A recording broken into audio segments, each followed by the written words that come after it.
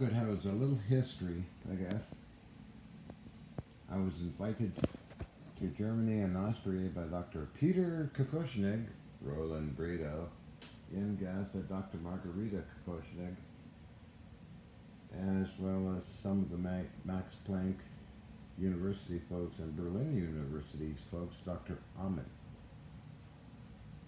plus others, well written up in Esquire magazine, which I have a copy of the article. Anyway, Peter was a nuclear physicist. He's passed away. He did a lot of amazing things, and he had a lot of documentation.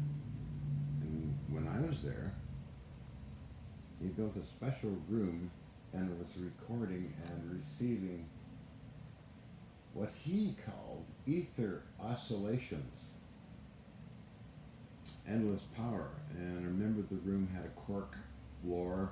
The room was grounded, had a grounding plane, two, let's say about 3-inch diameter steel balls very close together into equipment monitoring the ether oscillations. He made a lot of publications, by the way. Lots of publications. Anyway, so I was a guest at the house there for quite a while. I lived over there over 2 years. Had a little bit at Roland Bredow's place. A little bit with Ian Gazda in different locations. And definitely at Kokoshinegg's. But I wanted to go into details on something that, when he passed away, I was gifted these on my second visit to Austria in 1993. This is some type of Geiger tube. These tubes were Peter's prized possessions, and it was gifted to me to Dr. Margarita. I have hooked it up to a system I built myself to supply 18 volts on the input, which I'll show in a minute. This unit is quite long, of course. But when plugged in, we'll pick up an occasional click. Sometimes it takes a minute. Very thin metal.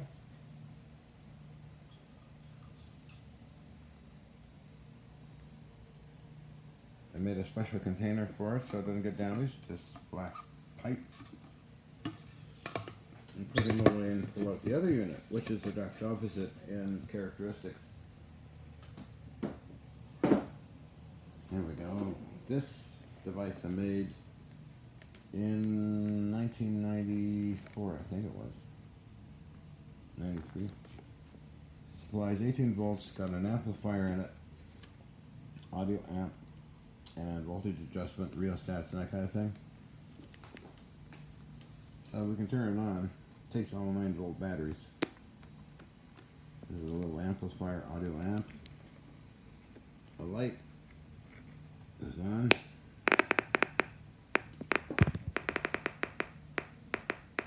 And this is what you hear.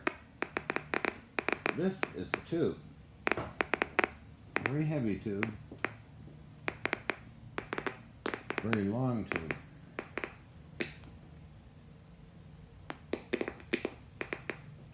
Loose connection or something.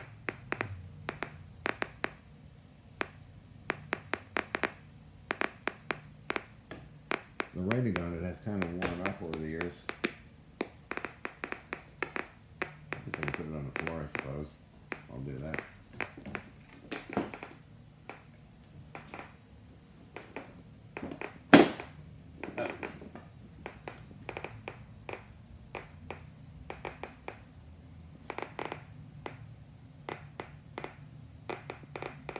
So I'm thinking that it's normally you have a Geiger tube that's calibrated for so many counts per minute. I think this is a super oversized one. It'll calibrated to receive maybe, I don't know what, 10 times more per cubic meters, cubic centimeters. This Geiger Muller tube space.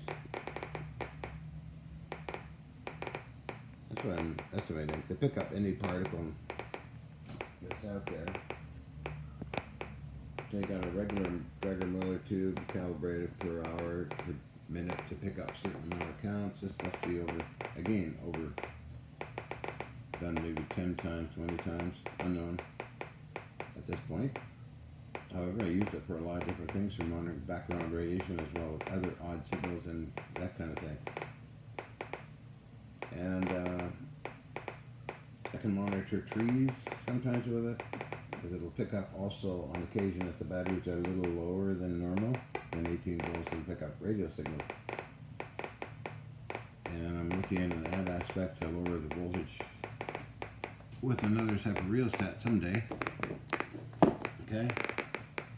There's provisions for number 2 tube, as you can see here, which is the black one I just showed you.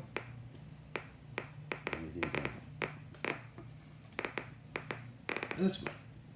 Now this device here I built myself is made for these 2 tubes. Remember Peter in Austria showing me these tubes in his laboratory and saying these are very special tubes. So I lived there on and off. 22 Jagger, Bauer, Wood, Hendorf, and Wallersee.